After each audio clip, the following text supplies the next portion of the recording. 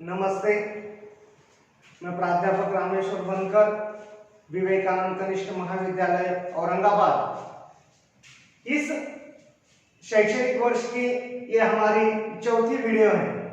इस video lecture द्वारा आज हम कक्षा 12वीं विषय हिंदी की जो चौथी पाठ है, जिसका नाम आदर्श बदला है, लेखक सुदर्शन जी, इस पाठ को आज हम देखने वाले हैं। इस पाठ को देखने से पहले हम इस आदर्श बदला, लेखक सुदर्शन जी ने इस आदर्श बदला इस पाठ का नाम क्यों दिया है, बदला इस शब्द को लेखक सुदर्शन जी ने अलग ढंग से यहाँ पर व्याख्यायित किया है, वह पाठ आदर्श बदला। इस पाठ को आज हम देखने वाले हैं। इस पाठ को देखने से पहले हम लेखक सुदर्शन जी का परिचय देखते हैं।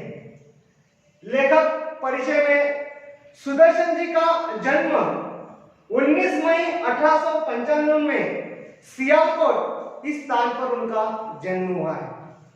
सुदर्शन जी का वास्तविक नाम बद्रीनाथ और प्रेमचंद जी की जो साहित्य लेखा है, इस साहित्य लेखा को आगे बढ़ाने का काम हमारे सुदर्शन जी ने किया है। साहित्यिक भाषा के द्वारा उनकी जो भाषा है, साहित्य लेख है, वह सुधारवादी उनके साहित्य दिखाई पड़ते हैं। सुदर्शन जी के जो भी साहित्य हैं, वह आदर्शोन्मुख यथार्थवाद उनके साहित्य दिखाई पड़ते हैं। साहित्य सृजन में उन्होंने अपने जो लेख लिखे हैं, जो साहित्य लिखा है, वह दिखाई पड़ता है। सुदर्शन जी ने हिंदी फिल्मों में पटकथाएं तथा गीत भी उन्होंने लिखे हैं। उनका पहला कहानी संग्रह साहित्य हार की जीत, उनकी ये पहली कहानी दिखाई पड़ती है। हिंदी साहित्य में उनका जो स्थान है, वो एक विशिष्ट स्थान उनका इस हिंदी साहित्य में लिखा गया है।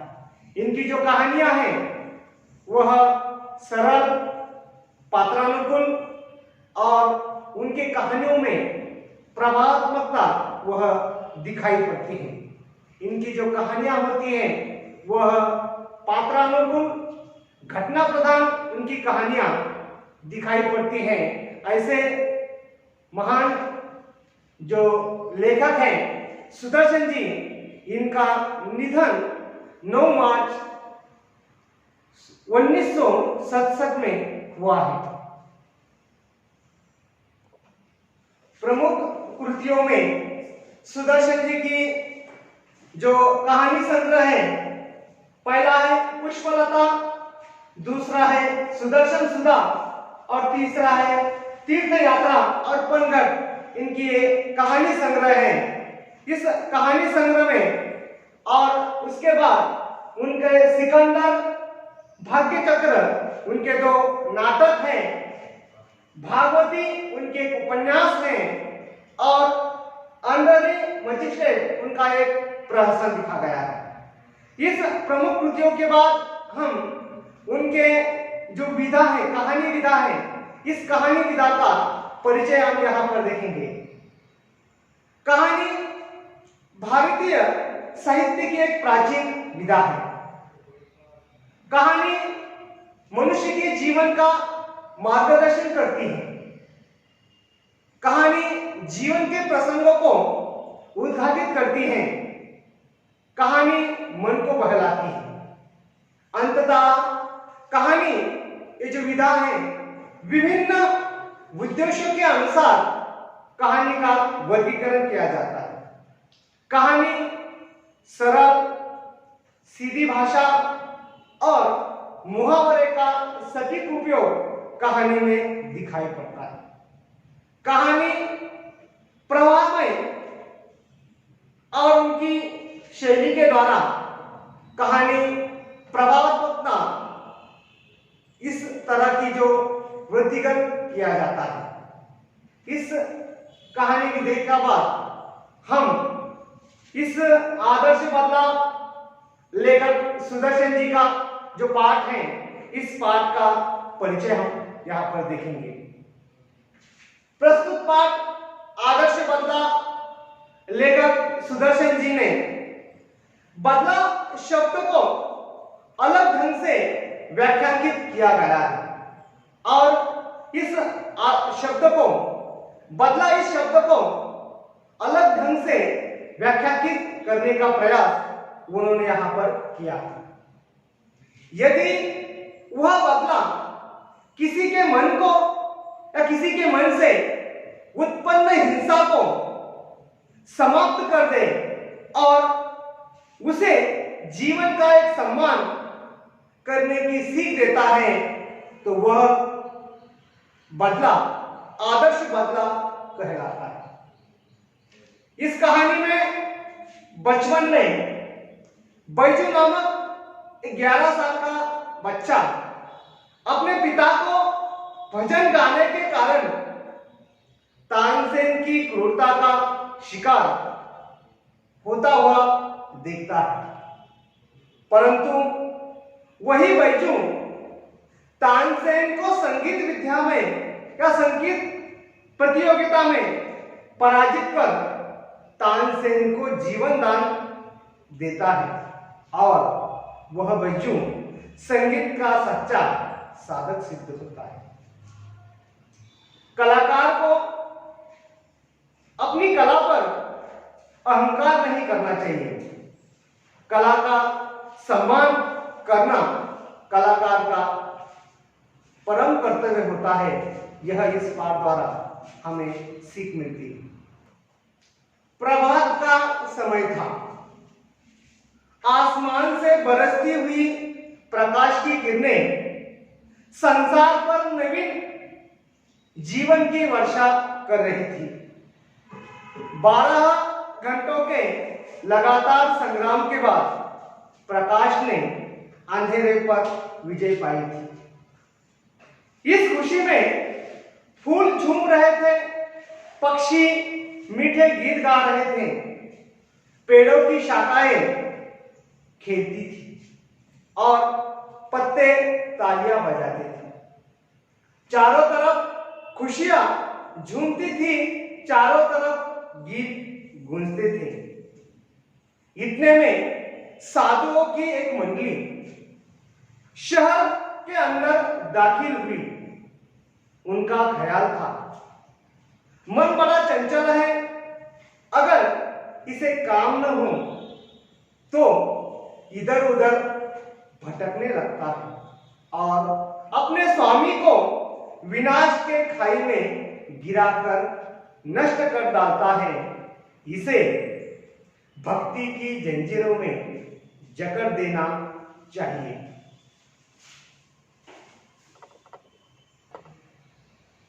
सुबह कवि ने, लेखक सुदर्शन जी ने इस सारांश में सुबह का वर्णन किया है।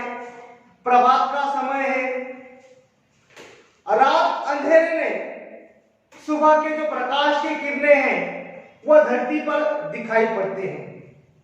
प्रकाश और अंधेरा का यह जो संग्राम है, 12 घंटे का जो संग्राम है, इस संग्राम में प्रकाश ने अंधेरे पर विजय पाई है और इस विजय के आधार पर इस धरती पर जो फूल हैं, पक्षी हैं, सब खुशी से नाच रहे हैं और यह सब वर्णन लेखक ने यहाँ पर किया है।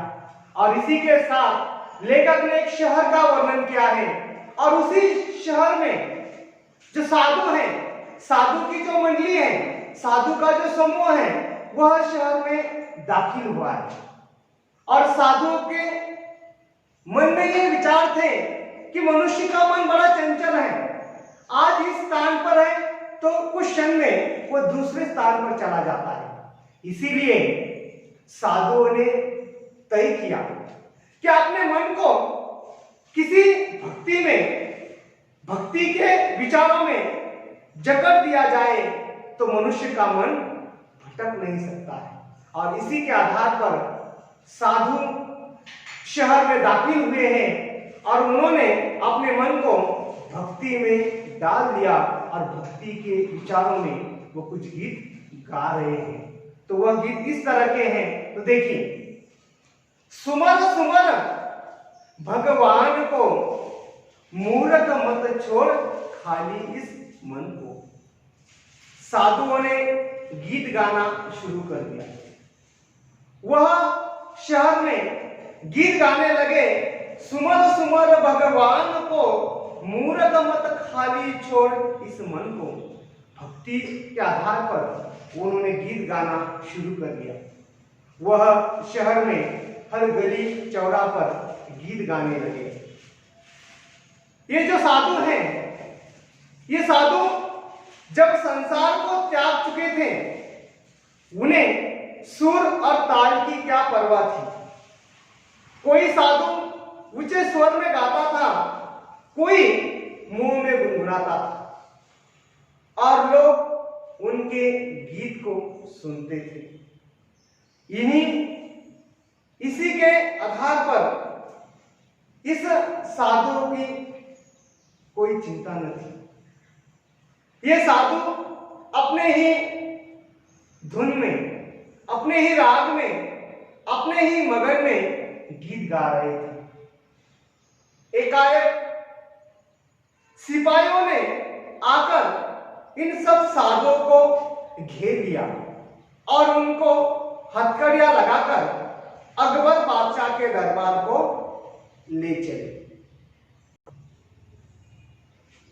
यह जो समय था, यह भारत में अकबर की तूती बोलती थी। यह सब लेखक ने वर्णन किया है सुबह का, शहर का या साधुओं का गीत गाने का। यह जो समय था, यह समय जब भारत में अकबर की तूती बोलती थी।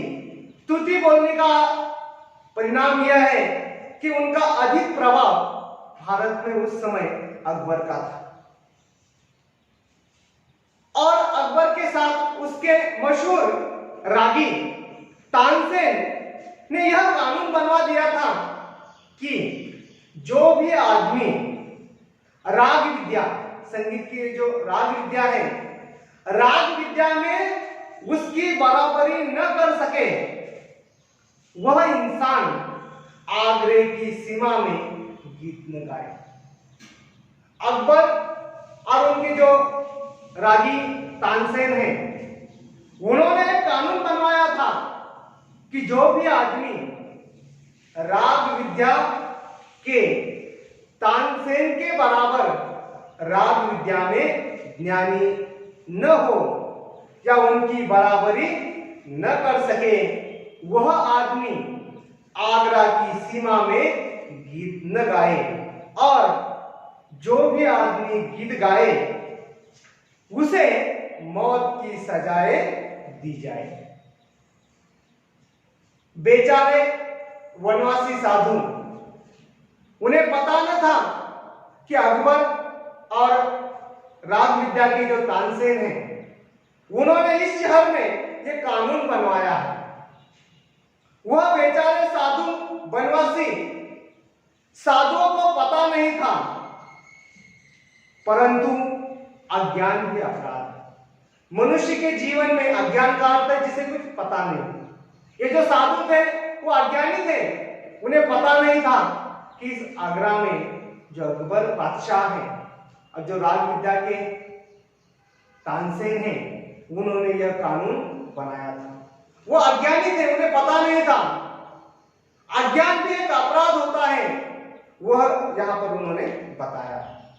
अज्ञान भी अपराध है। उन साधुओं पर मुकदमा दरबार में पेश हुआ। ये साधुओं को पकड़कर अकबर बादशाह के दरबार में खड़ा किया। उन पर मुकदमा दरबार में पेश हुआ। तानसेन ने राग विद्या के कुछ प्रश्न किए।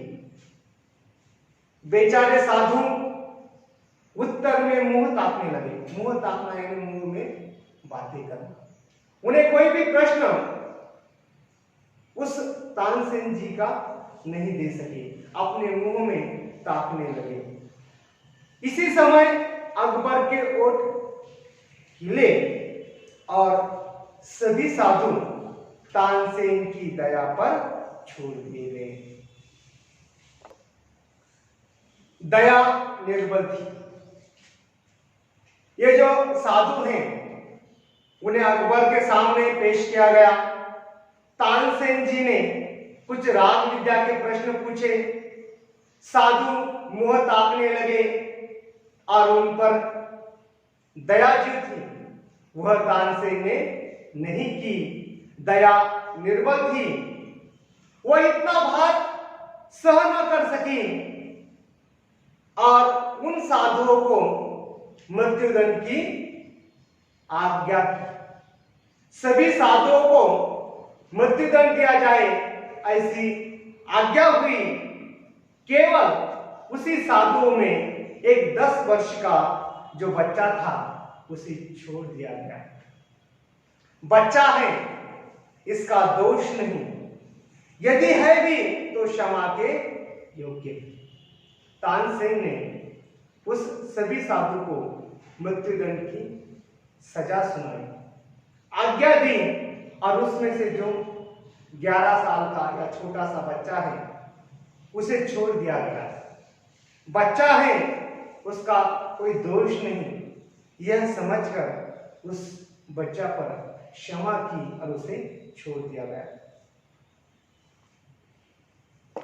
बच्चा और उसके माता पिता जो साधु हैं उन्हें मृत्युदंड दी गई और बच्चा रोता हुआ आगरे के बाजार से निकला और जंगल में जाकर वो कुटिया में रोने लगा, तड़पने लगा।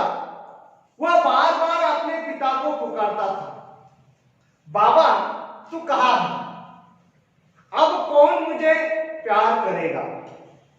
बाबा कौन मुझे कहानियां सुनाएगा? लोग आगरे की तारीफ करते हैं मगर इस आगरे ने मुझे तो बर्बाद कर दिया। बार बार बच्चा अपने बाबा को पुकारता है, इस आगरे ने मेरा बाबा छीन लिया और मुझे अनाथ बनाकर छोड़ दिया। बाबा तू कहता था कि संसार में चप्पे चप्पे पर दलदले और हर क्षण में चप्पे चप्पे पर कांटों की झाड़ियां। बाबा को अपने पिता की याद आती है कि जिस समय बच्चे का बाबा अपने बच्चे को हर समय कहता था कि जीवन के इस रास्ते में, संसार के इस जीवन में, संसार के हर क्षण में, हर चप्पे चप्पे पर दलदले हैं, संकट है और हर क्षण में चप्पे चप्पे पर कांटों की झाड़ियां है। संकटमय मनुष्य का जीवन है।